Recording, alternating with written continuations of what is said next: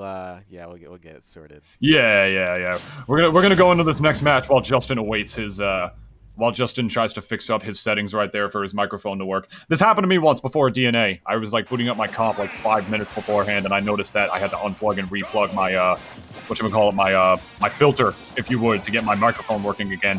It's not fun when that happens during a bracket. Just one of the downsides of technical difficulties, I suppose. But we're here in this third match that we have on the stream going on for you guys. Don't have the HUD up going yet, but we got looking like Primo versus Antimony. Are these tags accurate, Chris? Yeah, I wasn't expecting this level of tag to have to type in, but it's El Primo de Jiren. El Primo de Jiren Hiren? Yeah, I'm assuming that's something DBZ. Yeah, there's some. This guy's definitely. I think he's a fan of anime, probably, to say the least. Yeah, but as we wait for Justin to fix up his mic, we'll just keep this match going on for you. Antimony and El Primo, it's Pokemon Trainer versus Pichu. My God, I'm an idiot. Versus Yoshi. I mean, close enough, dude. I mean, Yoshi could have easily been a Pokemon. And I like the switch for Charizard right there. That was really important because he actually would have re-grabbed the ledge if he decided to re-grab it again right there. And El Primo, realizing that on the way up was the size, so that's why he decided to switch to Charizard, just get that invincible up B out to make sure Yoshi couldn't dunk him down below. Very good stuff right there coming out from El Primo. No stocks taken from either of these guys yet as he tries to finish it there with the forward air and the nice spacing on the forward smash as well to finish that out. Yoshi's forward smash, it's kind of deceptive when it comes to its range, to say the least. I mean, he backs up and he shifts his hurt box very, very slightly with it, so just something you got to be careful of is the edge guard onslaught. My God, on shield. Antimony just keeping this pressure on despite the fact that he's the one who's up a stock right now. It's beautiful stuff on the part of Antimony so far, but landed above Charizard. It's not something you ever can do, especially when you're at kill percent, my friend. Those disjointed up smashes will get you pretty much every time. If the right one don't get you, then the left one will, my friends. As it was said in that song that was on South Park that one time that I don't remember the name of. I'll get back to you on that one. But KPAE, Antimony looking pretty good, but now actually El Primo in the lead, evening that back up, not just in stocks, but also in terms of percentages. I like the up smash coverage option right there. Yoshi's up smash does in fact go through the Pokemon Stadium 2 platforms. Just didn't space it properly that time for El Primo to get hit by it. Now he's got Antimony up in the air, immediately coming back down with the down B. Very risky, because that's a little bit of a telegraphed option that El Primo could have easily predicted, but it doesn't look like he did, and as Justin returned. All right. Oh, there's the boy. There's the boy. What is cooking? Yo, you cannot silence this man. You cannot silence this man. They tried. They tried it. So they tried to replicate it, but you cannot do what's already authentic. As you look at it, Yoshi Blue and a battle for blue between Squirtle and Antimony. Missing out on some of this stuff. 2 stocks versus 1. Blue Yoshi, blue Squirtle. 1 Pokemon trainer that's not doing anything but animal abuse. Watching his 3 animals go off as she does absolutely nothing but control her indentured servant. Then Tunis, why? Oh, there's another indentured servant. I'm gonna say Peter's definitely feeling a certain type of way watching this game going on right now, but El Primo looking poised to potentially take this game as he lets Antimony back on in the flare blitz right in the keister of Yoshi. No more eggs from this man coming out that side of the end right here. And I gotta give some credit to Justin where credit is due, my friend. I have never seen somebody say that missing half of a match. I've never seen somebody describe it in more of a hype way. Oh, thank you. That's just what I get from your... I missed half of what's going on. But I'm definitely going to try to narrate what's happening here. Headbutt right in front of your face. Pay attention. Otherwise, you might get headbutted here. Yeah, and that flare blitz wasn't even too much of a risk right there. He was up a stock, so if anything, if he whiffed that on shield, he would have just traded stocks, and he still would have been up by about 100%. So yeah, it was a pretty smart decision on the part of El Primo de Jiren. Right there. Question here. Since it's a good point from Primo. Can I make a statement? Yes. Got it. Squirtle should have double damage on a Charizard. Super effective. Why? Super effective. You know, funny, in Brawl, they actually did have effects from Pokemon because the more that one Pokemon fought, the more tired they got, and that was to encourage you to switch between them. They got rid of that because they felt like that was kind of unfair to whoever was playing Pokemon Trainer, that their character literally just got weaker by playing them. But then they put Pichu in this game. So, right, but Pokemon also have stamina, just like they do Pokemon versus Pokemon, or super effective like a water type versus a fire type. I mean, that version, blue version, silver, diamond. Okay, we all grew up. Yo, Bluebird, shoutouts to Mordecai, dude. Shout out to the blue version. Why did they put Mordecai in this game? That'd be hype. Anyway, That'd be great. we're on to Round the two. second match. Pokemon Stadium. Why do I keep... This is Battlefield. Yeah, this is definitely Battlefield right now. Here we go. Yoshi with the flutter kicks to begin with, and this is going to be a close distance fight compared to the last double fights that we've already been watching. Squirtle sets on him, but Yoshi's like, don't worry, I can fly, homie. Both these characters with that ability to fly, my friend. Battlefield, those landings going to be a little bit more linear as the blast zones increase as well. This is Antimony's counter pick, which I fully understand why. I'll hit you in with a little tidbit here, my friend. What's up? A little Pro-Tunis secret tip. Yoshi's up smash has a hitbox large enough to go through the Battlefield platform. So if El Primo decides to land on either of those two middle platforms, Yoshi can up smash him for it and hit him. Really? Through the platform, yeah. So it's a little dangerous spot to land. Interesting. Oh, Yoshi says goodbye. I'm showing his character in the Pokemon world. I mean, the next one is going to be Mega Charizard. If you can't deal with me on this level, I'm not even going Super Saiyan. I mean, Yoshi could have easily been a Pokemon. Look at him. You know, Kirby too, you know. It was rumored that Kirby and Yoshi were actually secret Pokemon. Back then with Blue, no, seriously, dude, Blue and Red version, boom, get out of here. Blue and Red version, it was rumored to be a 151 and a 152. 151 turned out to be Miss Singno. 152. I thought you meant Yoshi as a character. I was going to say, like, he came out in 91, homie. Oh, yeah, he came out with Super Mario World. Before then. No, Pokemon around that time. Only Pokemon I see on screen right here is this Ivysaur. He's down by 30% against Antimony right now, but now El Primo has Yoshi exactly where he wants him, and that is above him to deal with that giant up air hitbox of Ivysaur, launching off the side with a Vine Whip, keeping the pressure going. Very good, and the Razor Leaf, trying to make a conversion to an up air, and he finally almost had it. He comes right back down over there with the tail, and Yoshi seems to be keeping his distance from the Ivysaur while also throwing eggs on the other side of the stage.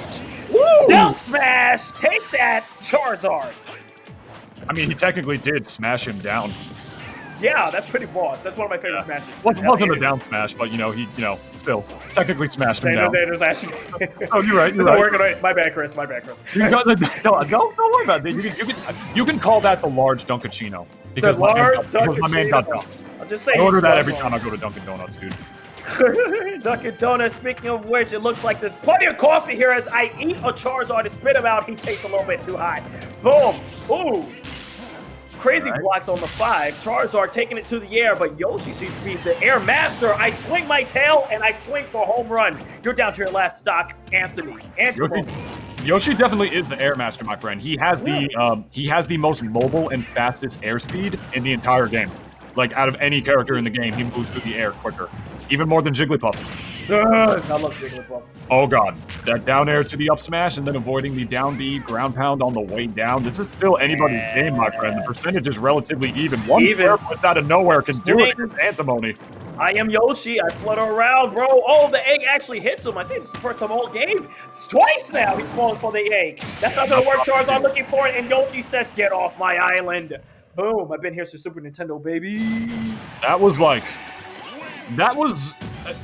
was just like textbook like adaptation right there on the part of Antimony. And do you know why?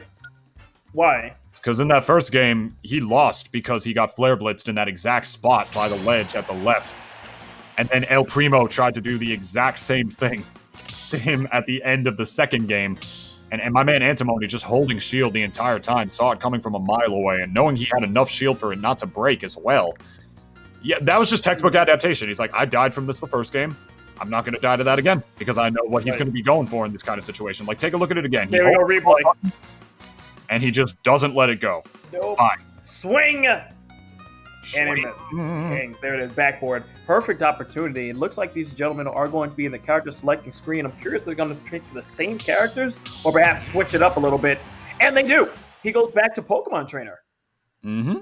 Yeah, looking like both these guys just very confident in their mains, very confident in their characters, and neither of them wanting to go for the counter pick right here as we go to the final game of this best-of-3 set between El Primo de Jiren Jiren, I should say, versus Antimony, representing KPAE. Do not know what crew or organization that is, but proudly, let's see if he can do his boys even prouder by getting this W right here in pool number 2, winners round 2 right here. We're on Pokemon Stadium for the final Pokemon Stadium. Home field advantage, of course, goes to the Squirtle, and Squirtle right now is taking full advantage. He's at 0%, 3 stocks each, but 23% against the Antimony, which, of course, he's doubling down on that.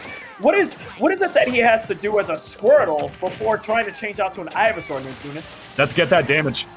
Squirtle is amazing at combos, my friend. Just getting in, getting that damage, a lot off of grabs, a lot off of mix-up neutral. As you can see, not having been touched this entire game so far and taking 99%. Enter Ivysaur! And then what you do is that you switch to Ivysaur to potentially get those kills in, my friend, because Squirtle, what he makes up for... Wow, get the Windex! Get that off my window! What Squirtle has, there's a window in the back. What Squirtle has in damage racking and combo potential, he very much lacks in kill power. And that's when the whole theme of the Pokemon Trainer comes in for you to switch to a Pokemon that has higher kill power, like Ivysaur or Charizard. So to answer your question, that is when you switch off of Squirtle. That's pretty much Squirtle's purpose going into this final game. And notice the strategy now is that Squirtle is back in. It looks like she took back in the Charizard. Maybe she doesn't need it at this point with 3 stocks versus 2 stocks, 56%. Is there anything more to this strategy? As she now advised to an Ivysaur, but this is the same strategy I'm seeing, Nintunis. She only brings out the Ivysaur when she's going between 50 to 100% damage. Yeah, pretty much, it's all about percent ranges, my friend. Like, once you get, like, your opponent to a certain Charizard's at 100. Guys, I don't need Squirtle anymore here. I don't need Ivysaur anymore here. I have a better chance of killing with Charizard or Ivy or whatever. It's all about, it's all about optimal Pokemon switching, to say the least. Whichever Pokemon is better for the situation. Like, and not even just for offensive reasons, but also defense. If that takes the stock. Say, like, El Primo winds up being at a really high percent, and he's going to die, right? He's going to want to switch to Charizard to make sure he's heavier and make sure he lives longer. And do the opposite if he was actually in the lead, just like he did before. Exactly. I expect this Charizard to be switched out with a Squirtle at any moment. Actually not. It's just like what you just said before. When you're about to die, get that Charizard in there right now. He's harder as hell to move, but also deals a whole lot of damage if you're prepared to lose a stock. If he loses his stock, he's going to be switching right back to him. I mean, in terms of mobility, Charizard ain't too much of a slouch either. His dash speed is pretty good, but there you go. El Primo finally losing his first stock. His Antimony is already on his final one, potentially his final winner's bracket stock. Yup, already looking good over here. Ivysaur is being brought out early, usually brought out at 50% damage to Antimony, and he's actually right on schedule. Take that back. 87%, we might get a Charizard real soon. There it is. There's a Charizard on cue for the commentating. Here they are bringing out on here on the left side of the field. That angle doesn't work. You could eat me, you could crap me, but I'm still Charizard, baby. And there you go, the damage racking on, though. He's a bigger target for this damage to add on. The question is, will he ever be able to get the kill? Down B not going to do it off the top. He's too thick of a lad, Justin. Too thick, too strong. I'm the strongest Pokemon. 115 to 124. This fight goes on to the left side in the air. That's not what you want to do against a Charizard when you're Yoshi. I used my head and beat you again to end the game. My man got hit with the Toy Story. He got hit with the Toy Story, dude. Got hit with the Toy Story. Use your head. Yeah, right? To infinity and beyond. To infinity and beyond, Mr. Potato Head. Hey, that's where Antimony got sent. Check it out. Ugh. Boom! To infinity and beyond. Off the top as well. Sent straight to the moon. That's straight to the Yoshi's Island moon. There you go. You remember that spot in Yoshi's Island? Of course. Did you fight the little Raphael the Raven on the moon? Of course, man. It's all the way back there. Where my man got sent. No, man. Because it's far away.